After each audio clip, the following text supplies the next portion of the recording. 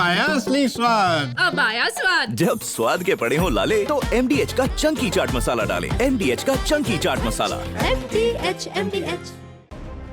दलित, पिछड़ा और वंचित समाज, इन दिनों यूपी की राजनीति इन्हीं वोटरों के इर्द गिर्द आकर घूमने लगी है।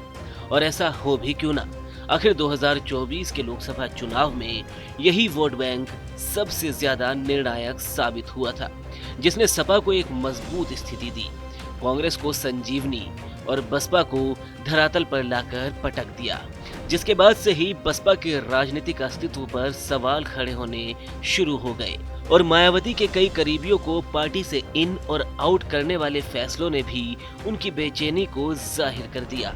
मायावती ने खुद पर परिवारवाद के लगते आरोपों के बीच आकाश आनंद और उनके ससुर को पार्टी से बाहर का रास्ता ये कहकर दिखाया कि वो मूवमेंट और पार्टी की नीतियों के खिलाफ हो रहे षड्यंत्र का हिस्सा थे, जिसके बाद आकाश आनंद की पार्टी में 1 महीने के भीतर ही वापसी भी हो गई। लेकिन पिछले 2 दिनों में मायावती ने एक के बाद एक कई ऐसे पोस्ट किए जो ये जाहिर करता है कि मायावती 2027 के यूपी विधानसभा चुनाव में अपना दलित वोट बैंक फिर से हासिल करने की कोशिश कर रही है, जहां उन्होंने पार्टी की छवि, मूवमेंट और आकाश आनंद का जिक्र करते हुए कई बड़ी बातें लिखी।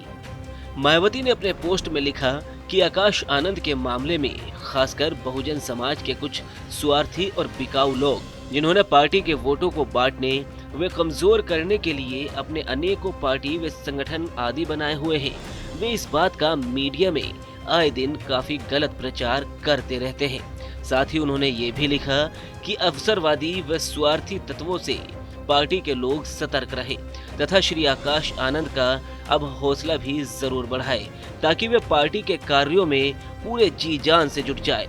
इसी प्रकार पार्टी में अन्य जो भी लोग वापस लिए गए हैं उनका भी पूरा आदर सम्मान किया जाए, जो कि पार्टी हित में है। सिर्फ इतना ही नहीं, मायावती ने पार्टी और नेताओं के लिए भी चिंता जाहिर करते हुए विपक्षियों पर जमकर निशाना साधा।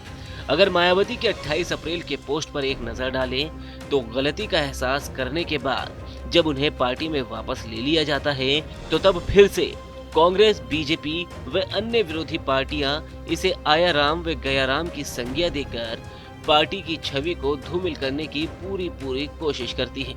और जब ये कार्य विरोधी पार्टियां करती हैं तब उसे वे पार्टी हित का मामला कहकर टाल देती है। लेकिन बीएसपी के मामले में इसे एक किस्म की संज्ञा देकर इस पार्टी की छवि को खराब करने की कोशिश करती है। ये सब इनका दोहरा मापदंड नहीं है तो और क्या है? पार्टी के लोग सतर्क रहे। दरअसल मायावती के कई फैसलों को दलितों में अच्छा खासा विरोध देखने को मिला था और लगातार कम होते हुए उनके जनाधार ने पार्टी को मुश्किलों में डाल रखा है। पिछले कई चुनावों में लगातार उनके वोट बैंक में सपा और बीजेपी सेंधमारी करने में कामयाब रहे हैं।